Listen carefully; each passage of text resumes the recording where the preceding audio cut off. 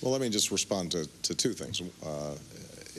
Absolutely, many of these remarks were objectionable. I've already said that I didn't hear them because I wasn't in church that day. I didn't learn about those statements until much later. But you did rescind the invitation to him. But that was on something entirely different, Charlie. That was on a different statement. And I think that what Senator Clinton referred to was extremely offensive to me and a lot of people. But what I should also point out is that Senator Clinton's former pastor, I think, publicly talked about how Reverend Wright was being caricatured, and that, in fact, this is somebody who had maintained an extraordinary ministry for many years. And so there are two important points. Number one, I wasn't aware of all these statements, and I can understand how people would take offense. But number two, the church is a community that extends beyond the pastor, and that church has done outstanding work for many, many years. The third point I guess I would make is, once again, that unless we can bridge some of these divides, we're not going to solve problems in this country. And what my entire body of work over the last 20 years has been devoted to is getting blacks, whites, Hispanics, Asians, Native Americans, young, old, to work together, starting when I was a community organizer. And my own life embodies that diversity. That's what America's about, and that's what this campaign has been about. Senator, two questions. Number one, do you think Reverend Wright loves America as much as you do? And number two, if you get the nomination, what will you do when those sermons are played on television again and again and again? You know, George, look, if it's not this, then it would be something else. I promise you, if Senator Clinton got the nomination, there will be a whole bunch of video clips about other things. In a general election, we know that there are going to be all kinds of attacks launched and leveled. There have been quite a few leveled in this primary campaign.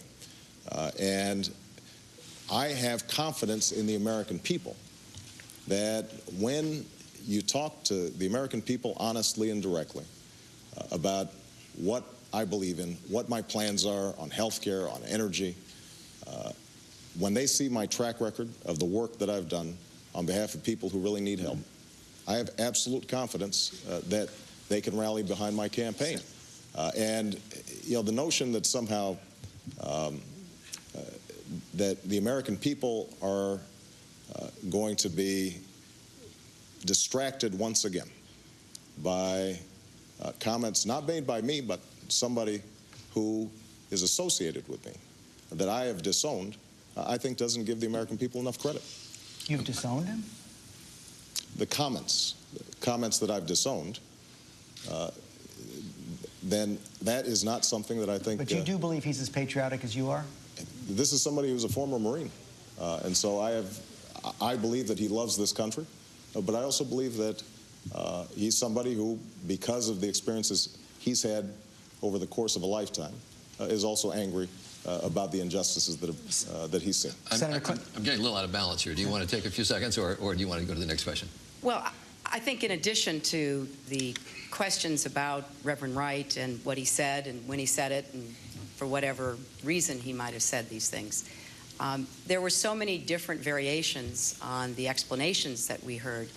And it is something that I think deserves further exploration. Because clearly what we've got to figure out is how we're going to bring people together in a way that overcomes the anger, overcomes the divisiveness and whatever bitterness there may be out there. You know, it is clear that as leaders we have a choice who we associate with and who we apparently give some kind of seal of approval to. And I think that it wasn't only the specific remarks, but some of the relationships with Reverend Farrakhan, with giving the church bulletin over to the leader of Hamas to put a message in. These are problems, and they raise questions in people's minds.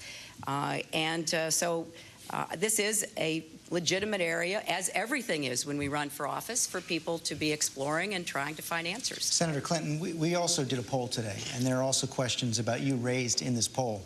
About 6 in 10 voters that we talked to say they don't believe you're honest and trustworthy.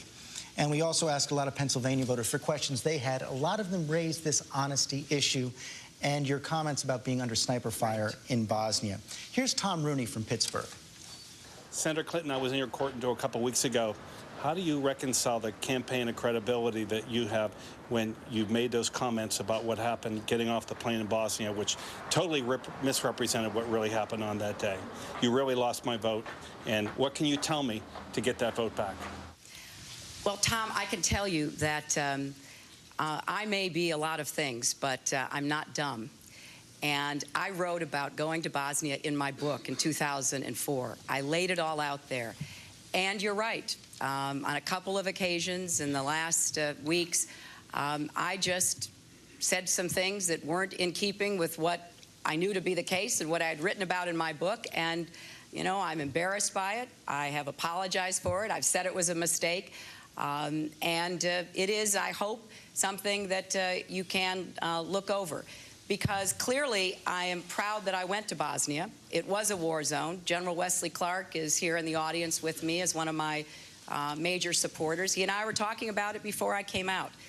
You know, our soldiers were there to try to police and keep the peace in a very dangerous area. They were totally in battle gear.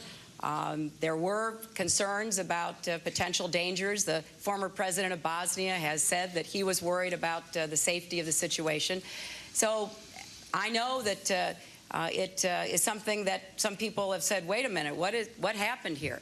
But I have talked about this and written about it. And then, unfortunately, in a few occasions, I was not as accurate as I have been in the past. But I know, too, that you know, being able to rely on my experience of having gone to Bosnia, gone to more than 80 countries, having represented the United States in so many different settings, gives me a tremendous advantage going into this campaign, particularly against Senator McCain.